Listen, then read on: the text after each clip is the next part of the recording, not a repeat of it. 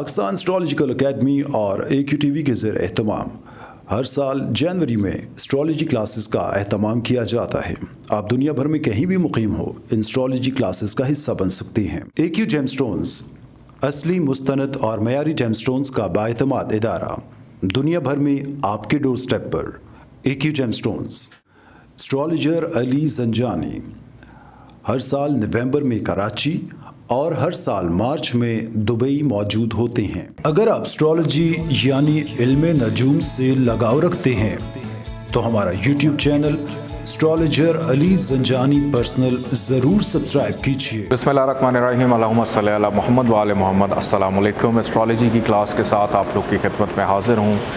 हमने आज जिस योग के हवाले से पढ़ना है, ये योग ऐसा है कि इसके हवाले से बहुत कम लोग जानते हैं और इस योग के जो इफ़ेक्ट्स हैं, इस योग को कहते हैं काल अमृता योग। कुछ लोग इसको मृता भी कहते हैं कि सिर्फ मीम से या एम से स्टार्ट करते हैं, लेकिन मोस्टली जब आप इंटरनेट पे इसको जाके देखेंगे तो ये आपको अमृता के नाम से मिलेगा कि स्टार्ट में AMRITA इस तरह से इसके स्पेलिंग है। इसको योग भी कहा जाता है, दोष भी कहा जाता है। काल सर्प योग हमने बताया था कि तमाम के तमाम प्लैनेट्स किसी भी असेंडेंट में, असेंडेंट कोई भी हो सकता है।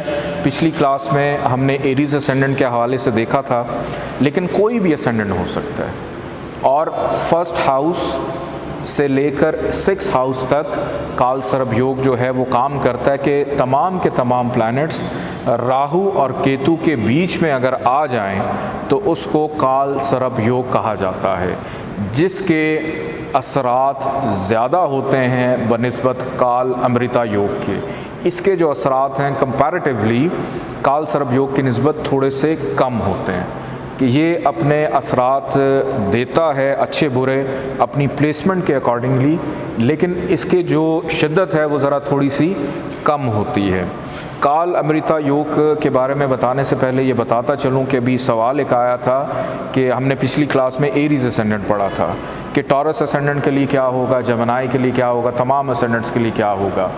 तमाम के तमाम असेंडेंट्स, कोई भी असेंडेंट हो, उसमें पहले घर में, दूसरे में, तीसरे में, चौथे में, पाँचवें में और छठे में अगर राहु आ जाए और केतु उसके ऑपोजिट हो और उसके इन बिटवीन तमाम के तमाम प्लैनेट्स आ जाएं तो उसको काल सर्प योग कहते हैं। वो किसी भी असेंडेंट में एक ही तरह से बिहेव करेगा, एक ही तरह से काम करेगा अपनी प्लेसमेंट के मुताबिक, अपनी डिग्रीज़ के मुताबिक। अब काल सर्प योग या काल अमृता योग, कोई भी योग, ये एक्टिव कैसे होता है? ये उस वक्त एक्टिव होता है जब इसमें डिग्री वाइज ताकत हो। ये उस वक्त भी एक्टिव होता है जब प्लैनेट जो है वो शर्फ का ना हो। अगर काल सर्प योग के अंदर राहु शर्फ का होगा तो वो पॉजिटिव असरात देगा, जो मैंने आपको पढ़ाया, वो नेगेटिव असरात नहीं देगा। शर्फ के अंदर ये योग कैंसिल हो जाता है, वो फिर ख़राबी नहीं देता, अच्छाई दे रहा होता है। अगर योग राहु या केतु दोनों, अगर राहु 0 डिग्री पे होगा तो केतु ऑटोमेटिकली वो भी 0 डिग्री पे होगा। तो 0 डिग्री पे, 29 डिग्री पे, 1 डिग्री के ऊपर भी ये योग एक्टिव नहीं होता। और राहु का एक स्टोन होता है गावमेद और केतु का एक स्टोन होता है कैट आई। तो बहुत सारे अफराद राहु और केतु के स्टोन भी लेकर यूज़ करते हैं, गावमेद भी पहन लेते हैं और कैट आई भी लेकर पहन लेते हैं, लेकिन इनकी जो प्लेसमेंट है, क्योंकि राहु केतु मोस्टली 99% जायचों में ख़राब ही होते हैं, कोई 1% ऐसा जायचा होता है जिसमें ये पॉजिटिव असरात दे रहे हों, या 10 मैक्सिमम 10 से 15% जायचों में भी ये योग लगे होते हैं। हर जायचे में ये योग नहीं होता, लेकिन जब हम पढ़ रहे हैं तो हमारे लिए वो तमाम बेसिक योग पढ़ना बहुत ज़रूरी हैं जो आपको जायचे में बेहतरी की तरफ भी लेके जा सकते हैं, ख़राबी की तरफ भी लेके जा सकते हैं। अब जैसे पाकिस्तान जब बना था 1947 में, पाकिस्तान के जायचे में काल सर्प योग लगा हुआ है। अगर आप पाकिस्तान का जायचा बनाएं, actual date of birth Pakistan की है 15 अगस्त 1947 रात को 12:01 और इसका जो उस वक़्त का कैपिटल था वो कराची था। कि कराची को अगर आप उसमें रखें सिटी ऑफ बर्थ में, तो ये जायचा बनेगा एरीज असेंडेंट का। तो एरीज असेंडेंट में तमाम के तमाम प्लैनेट्स पाकिस्तान के जायचे में राहु और केतु के बीच में हैं कि पाकिस्तान की पैदाइश काल सर्प योग में हुई थी। अब सचिन तेंदुलकर कितना बड़ा स्पोर्ट्स का प्लेयर है, को कमी है उसके पास किसी चीज़ की, अब उसके जायचे में भी काल सर्प योग है। लेकिन जब उसका जायचा देखा जाए तो उसके जायचे में इस योग ने उसको दुनिया की, मैंने आपको जैसे बताया कि जब राहु शर्फ का हो, अच्छी जगह पे प्लेस हो, तो फिर ये अकेला ही काफ़ी होता है हर चीज़ों को, चाहे बाकी प्लैनेट्स ऊपर नीचे आगे पीछे हो रहे हों जैसे भी हों। तो आप अगर सचिन तेंदुलकर का जायचा देखें तो उसके जायचे में भी आपको काल सर्प योग मिलेगा।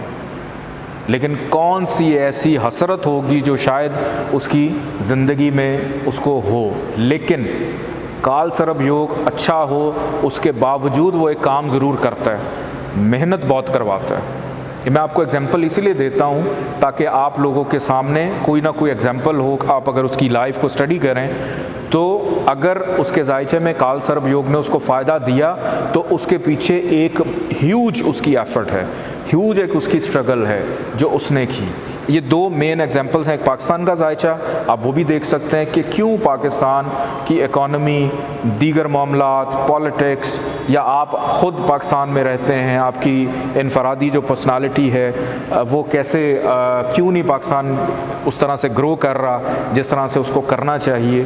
तो आपको उसमें काल सर्प योग मिलेगा कि जब जब राहु केतु का दौर चला होगा उस दौर में देखें पाकिस्तान के जायचे में क्या मेजर इवेंट्स हुए थे, उन सालों में कौन कौन से ऐसे मेजर इवेंट्स हुए थे जिन्होंने पाकिस्तान को डैमेज किया या ऊपर लेकर गए। ये एग्जाम्पल आप लोग बड़ी आसानी से देख सकते हैं। काल अमृता योग के हवाले से मैं आप लोग को बताता चलूँ कि इस योग का आगाज़ होता है केतु से। जैसे काल सर्प योग में राहु से आगाज़ होता था कि राहु और केतु के बीच में तमाम के तमाम प्लैनेट्स आ जाएं तो उसको काल सर्प योग कहते हैं। इसी तरह केतु से लेकर राहु के दरमियान में तमाम के तमाम प्लैनेट्स आ जाएं, चाहे इधर हों चाहे उधर हों, तो उसको काल अमृता योग कहते हैं। और ये भी काल सर्प योग की तरह पहले, दूसरे, तीसरे, चौथे, पाँचवें और छठे घर तक काम करता है। उसके आगे अगर यहाँ पर राहु, यहाँ पर केतु है तो यहाँ पर राहु मौजूद है, ठीक है। तो ये सारे के सारे अगर उधर शिफ्ट हो जाते हैं तो काल अमृता योग बनाएंगे, इधर शिफ्ट हो जाते हैं काल अमृता योग बनाएंगे। और इसमें भी ये फार्मूला अप्लाई नहीं होगा कि कोई नहस सियारा केतु और राहु के महवर से निकल कर कहीं बाहर चला गया तो इसकी जो नहुसत है वो और डबल हो जाएगी, ऐसा नहीं होगा।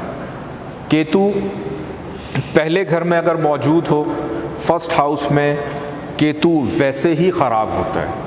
अच्छा, काल सर्प योग और काल अमृता योग के अंदर एक दो चीज़ें और भी होती हैं। अगर किसी के जायचे में ये हो तो ऐसे शख्स को बड़े अजीब व गरीब किस्म के ख्वाब आते हैं, उसको मरे हुए लोग नज़र आते हैं, उसको वो लोग भी नज़र आते हैं जो इस दुनिया से चले जाते हैं, या वो लोग भी नज़र आते हैं जो दुनिया से जाने वाले होते हैं। काल सर्प योग को लोग बहुत ज़्यादा ख़राब तस्वुर करते हैं और 90% होता भी ऐसी है कि ये ख़राबियाँ ही देता है, लेकिन 10% जैसे शर्फी पोजीशन पे अच्छी जगह पे हो तो अगर ये किसी साहिब जायचा के जायचे में मौजूद है तो उसको ख्वाबों के अंदर लोग जैसे इस्तिखारा करते हैं, कुछ लोग ऐसे ऐसे ख्वाब देखते हैं जो हकीकत पे मबनी होते हैं, तो ऐसे ख्वाब भी आना शुरू हो जाते हैं कि अपनी दुनिया से हटकर रूहों से बातें करना शुरू कर देता है, कि लोगों के वजूद को छोड़कर उनका जो ऑरा है वो भी उसको नज़र आना शुरू हो जाता है कि किसी के साथ कब क्या ख़राबी होनी है या हमारे साथ क्या ख़राबी होने वाली है। ये चीज़ें भी इन दोनों योग के अंदर नज़र आती हैं, या महसूस करता है या फ़ील करता है कि अगर इल्मी तौर पे साहिब जायचा बहुत ज़्यादा काबिल हो, वो उसका ताल्लुक़ किसी भी मज़हब से हो, तो वो अपने मज़हब के अकॉर्डिंगली, या किसी मज़हब से भी इवन उसका ताल्लुक़ नहीं, एक आम ह्यूमन लाइफ के अंदर भी अगर हम देखें तो बहुत सारे ऐसे अफराद हमें मिलते हैं जो आपकी ज़िंदगी की एक एक चीज़ आपको बता भी देते हैं और आप सुन के कई दफ़ा हैरान भी होते हैं। तो उनके जायचे में कहीं ना कहीं इन दोनों योगों का अमल दखल ज़रूर होता है कि वो नॉर्मल ज़िंदगी से हटकर, उससे बियॉन्ड के, उससे हटकर और भी कुछ देख रहे होते हैं। किसी के जायचे में अगर काल सर्प योग या काल अमृता योग है, वो एक अच्छा एस्ट्रोलॉजर बन सकता है, एक अच्छा मोटिवेशनल स्पीकर बन सकता है, लोगों को, उनके नफ्सियात को कंट्रोल कर सकता है। लोग हिप्नोटाइज़ कर लेते हैं, दूसरों को मेस्मराइज़ कर लेते हैं कि बैठे आप पाकिस्तान में हैं और आपने अमेरिका में, न्यूयॉर्क में बैठे किसी इंसान का दिमाग कैप्चर करना है, जिसको हम हिप्नोटाइज़ करना कहते हैं, किसी को काबू करना है। तो अगर आपके जायचे में या किसी के भी जायचे में ये कैफियत हो, राहु केतु अच्छी पोजीशन पे हैं और डिग्री वाइज उनमें ताकत है, अगर तो राहु केतु बेनिफिक हैं यानी पॉजिटिव हैं, तो ऐसा शख्स अपने उस इल्म को पॉजिटिव इस्तेमाल करेगा। लेकिन अगर किसी के जायचे में राहु और केतु दोनों के दोनों मैलेफिक हैं और ये पोजीशन चल रही है, तो वो फिर अपनी चीज़ों को नेगेटिव के, किसी को नुकसान पहुंचाने के लिए भी इस्तेमाल कर सकता है। कि जैसे मैंने आपको काल सर्प योग में बताया था ना कि एक सांप है जो आपके जायचे में आकर बैठ गया है, तो सांप को अगर आप मोहब्बत भी करना चाहेंगे तो वो पहले आपको डंग ज़रूर मारेगा, कि आप तक वो हमला ज़रूर करेगा।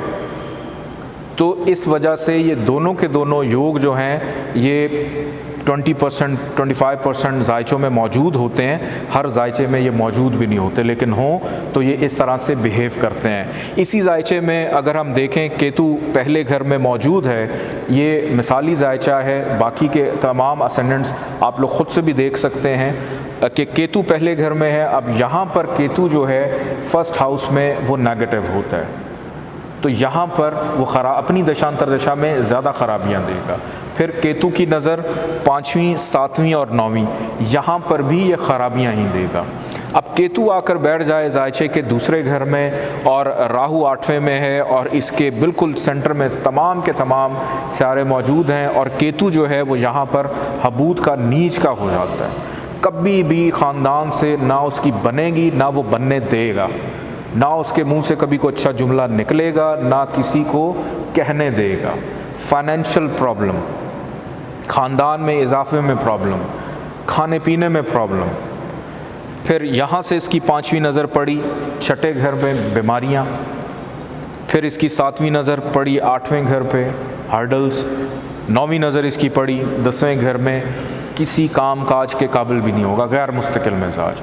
और राहु केतु की और ख़ास तौर पे केतु की दशांतर दशा में ज़्यादा प्रॉब्लम्स देगा कि अच्छा भला बंदा काम कर रहा था, ठीक जा रहा था, सब कुछ था, घर की खुशियाँ थीं, रोज़ी रोटी चल रही थी, बड़ा प्यार करने वाला, लेकिन अचानक क्या हुआ, नज़र लग गई कि काम बंद हो गया। हमारे माशरे में कहा जाता है जी तोड़े थे किसी ने जादू कर देता है, लेकिन एस्ट्रोलॉजी से अगर हम देखें तो काल सर्प योग हो या काल अमृता योग हो, जब केतु की दशांतर दशा चली काल अमृता योग में, तो उसने खराबी पहले क्यों नहीं दी? कि आपसे अगर किसी को इतनी मोहब्बत हो गई है, उसने आप पे जादू कर दिया है, तो वो जादू 6 महीने पहले क्यों नहीं काम किया, वो 6 साल पहले क्यों नहीं काम किया, वो एक ख़ास सर्टन टाइम पे आके क्यों काम कर रहा है? वो इसीलिए कर रहा है कि हर शख्स का जो इंडिविजुअली उसके प्लैनेट्स की पोजीशन है वो उसको मजबूर करती हैं उसके कि उसने कैसे बिहेव करना है। कि सारी ज़िंदगी अच्छी भली गाड़ी चलाता है और अचानक कभी आज 10 दिन हो गए रोज़ाना एक्सीडेंट हो रहा है, पिछले 10 सालों में क्यों नहीं हुआ, ये इसी अरसे में क्यों होना शुरू हो गया? कुछ ऐसा वक्त भी आता है कि इंसान को नींद बहुत आना शुरू हो जाती है, या कुछ ऐसा वक्त आता है उसको नींद बिल्कुल नहीं आती। सारी ज़िंदगी अच्छी भली ज़िंदगी गुजारी, लेकिन अचानक से बेचैनी शुरू हो गई। क्यों? क्योंकि उस सर्टन पीरियड के अंदर कोई ना कोई प्लैनेट जो है वो एक्टिव हुआ है जो आपको ख़राबी दे रहा है। तो इसी तरह काल अमृता योग में केतु ने जैसी उसकी दशांतर दशा स्टार्ट हुई, उसने फाइनेंस, बीमारी भी दे दी, कामकाज भी ख़राब कर दिया। आगे बढ़ते हैं, केतु आकर बैठ जाए जायचे के तीसरे घर में। अब यहाँ पर केतु भी हबूत का यानी नीच का होता है, ख़राबियाँ देता है। मेहनत में प्रॉब्लम कि 1 टके का काम करने को दिल नहीं करेगा उसका, या जो भी कर रहा होगा उसका कोई नतीजा नहीं होगा। और यहाँ से इसने डाली 5वीं नज़र, अज़दवाजी ज़िंदगी के सुख को डिस्टर्ब किया, पार्टनरशिप को ख़राब किया, रोज़मर्रा की आमदन को ख़राब किया। 9वें घर पे इसकी नज़र पड़ी, अच्छा भला था, लेकिन क्या हुआ, वालिद के ख़िलाफ़ हो गया, वालिद के साथ दुश्मनी शुरू कर दी। केतु की दशांत के इंसान आम हालात में इंसानियत से हट के भी अजीबो गरीब काम, मतलब आप सोच सकते हैं कि कोई बच्चा अपने वालिद से बदतमीज़ी कर दे, अपने वालिद का गिरबान पकड़ ले, वालिद को मार दे, चाहे उसका ताल्लुक़ किसी भी माशरे से, किसी भी मज़हब से हो। लेकिन ये मिसालें हमें हमारी ज़िंदगी में देखने को मिलती हैं, तभी मिलती हैं जब इस किस्म के मामलात ज़ायचों में एक्टिव होते हैं। और यहाँ से इसने डाली 9वीं नज़र 11वें घर पे, तो ख्वाहिशात, मुनाफा, दोस्त अहबाब, तमाम चीज़ों में प्रॉब्लम्स थी। केतु आकर बैठ गया ज़ायचे के 4थे घर में। अब यहाँ पर भी केतु ख़राबियाँ ही देगा, यहाँ पर केतु कोई फ़ायदा देने वाला नहीं। घर का सुख ख़राब, माँ से प्रॉब्लम, घर का ज़मीन जायदाद प्रॉपर्टी की प्रॉब्लम, घर बनाने में प्रॉब्लम। फिर यहाँ से इसकी 5वीं नज़र पड़ी 8वें घर पे, हर्डल्स, करियर को ख़राब किया और अखराजात में भी इजाफ़ा कर दिया। केतु आकर बैठ गया ज़ायचे के 5वें घर में। यहाँ पर केतु का आना सेम जैसे काल सर्प योग में मैंने बताया था कि औलाद से रिलेटेड प्रॉब्लम्स होना, पेट का मसला होना, पित्ते का मसला हो जाना, किडनी का अपर पार्ट, किडनी का इन्फेक्शन हो जाना, स्टमक की प्रॉब्लम हो जाना, नाफ अक्सर लोगों की जो है वो टल जाती है, उतर जाती है, उसकी प्रॉब्लम रहना, बार बार रहना। तो इस वजह से ये सारे सिम्टम्स होते हैं जब केतु आकर 5वें घर में बैठ जाता है। खाना हज़म नहीं होता, जिगर का मसला हो गया। फिर उसके बाद यहाँ से इसने डाली 5वीं नज़र 9th हाउस में, वालिद से प्रॉब्लम, कामयाबी ना मिलना। फिर इसकी नज़र पड़ी 11वें घर पे, बड़े बहन भाइयों से प्रॉब्लम, समाजी ताल्लुकात में प्रॉब्लम्स। फिर इसकी पड़ी 9वीं नज़र असेंडेंट पे, तो साहिब ज़ायचा को भी उसने मुतनाज़ा शख्सियत बना के रख दिया कि ना उसकी समझ में कोई आ रहा है और कोई उसको समझ भी नहीं रहा। आगे बढ़ते हैं ज़ायचे के 6ठे घर की जानिब, 6th हाउस। यहाँ पर विपरीत राजयोग केतु को नहीं मिलेगा। योग किसको मिलेगा? जो हाउस का लॉर्ड है उसको। अगर हाउस का लॉर्ड विपरीत राजयोग लेकर बैठा है, देन केतु चूँकि उसकी दोस्ती भी है मरकरी से, मरकरी का फ्रेंड है, गुड प्लैनेट्स बैड प्लैनेट्स आप पढ़ चुके हैं, देन केतु यहाँ पे पॉजिटिव बिहेव करेगा। अगर विपरीत राजयोग मरकरी को या कोई भी ज़ायचा है और यहाँ पे किसी का भी हाउस बनता है और अगर तो उसके लिए फ्रेंडली वो नहीं है तो नेगेटिव रहेगा। अगर फ्रेंडली है और उसको विपरीत राजयोग मिला हुआ है, देन केतु यहाँ पे पॉजिटिव बिहेव करेगा। और पहले घर से लेके 6ठे घर तक ही काल अमृता योग एक्टिव होता है। जैसे काल सर्व योग में हमने पढ़ा था कि राहु पहले, दूसरे, तीसरे, चौथे, 5वें और 6ठे घर में आ जाए और इन दोनों के दरमियान में राहु केतु में तमाम प्लैनेट्स हों, उसको काल सर्व योग कहते हैं। और इसी तरह केतु पहले, दूसरे, तीसरे, चौथे, 5वें, 6ठे घर में अगर बैठा हो किसी भी असेंडेंट में और इन दोनों के दरमियान में, केतु और राहु के दरमियान में अगर आ जाते हैं तमाम के तमाम प्लैनेट्स, तो उसको काल अमृता योग कहते हैं। एक सवाल आप लोगों के जहन में आएगा कि ये जो केतु है ये यहाँ तक क्यों है, ये आगे क्यों नहीं है? तो केतु जब यहाँ पे जाएगा तो राहु ऑटोमेटिकली यहाँ पे आ जाएगा फर्स्ट हाउस में। तो राहु जब फर्स्ट हाउस में आएगा तो फिर वो आगे से काल सर्व योग शुरू हो जाएगा, वो फिर काल अमृता योग की कैटेगरी में नहीं आएगा। इसी तरह अगर काल सर्व योग को हम देखें कि राहु यहाँ पे है, अगर इधर आ जाता है राहु तो फिर ये क्यों नहीं एक्टिव होगा? क्योंकि फिर उसके बाद आगे दूसरा योग एक्टिव हो जाता है। इस तरह से काल सर्व योग और काल अमृता योग दोनों के दोनों काम करते हैं। मैं एक दफ़ा फिर से आप लोगों को एक चीज़ वाज़े करता चलूँ कि इन दोनों के जो जेमस्टोन्स हैं, दोनों के जेमस्टोन्स हैं, वो विदाउट एक्सपर्ट ओपिनियन या अपने एक्सपर्ट जो भी रिसर्च आप लोग कर रहे हैं उसको देखने के बाद फिर इसको एक्टिव करना है। अदरवाइज़ हमेशा राहु केतु को एक्टिव करने से अवॉइड करें। क्योंकि ये किसी भी हालत में, किसी भी सूरत में एक्टिव होंगे, हैं ये शैडोज़ ही। तो विदाउट एक्सपर्ट रिसर्च जो कि आपकी अपनी है, या किसी एक्सपर्ट ओपिनियन के बग़ैर, राहु का गौमैत और कैट आई केतु के लिए ये आप लोगों ने कभी भी इस्तेमाल ना करने हैं, ना करवाने हैं।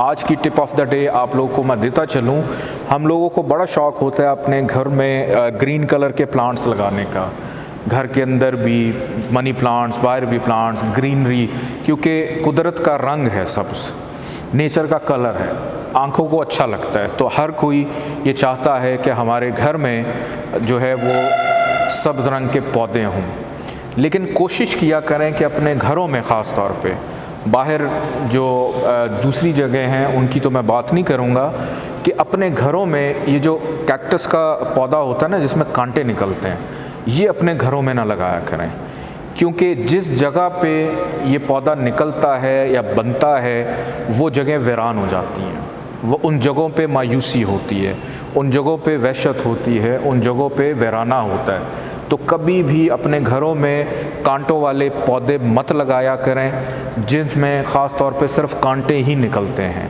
और मैंने एक और भी अपने मुशाहिदे में देखा है कि जो लोग अपने घरों के अंदर, अपने घर की चार दीवारी के अंदर जहाँ पर वो रहते हैं, उसमें कोई ऐसे फल लगा दें जैसे नींबू है, लेमन खट्टा, कि अपने घरों में जो लेमन है उसको भी घरों से बाहर लगाया करें, ना कि घर के अंदर, क्योंकि जिनके घरों की चार दीवारी के अंदर लेमन लगा होता है ख़ास तौर पे, या वो फल जिसमें खटास बहुत ज़्यादा होती है, उस घर के अंदर बेबरकती तो नहीं होती, लेकिन छोटी छोटी बात पे सेंसिटिव बहुत हो जाते लोग। ये हसास कर देता है घर वालों को, घर की चार दीवारी को और घर के माहौल को। बहुत शुक्रिया, अल्लाह हाफ़िज़।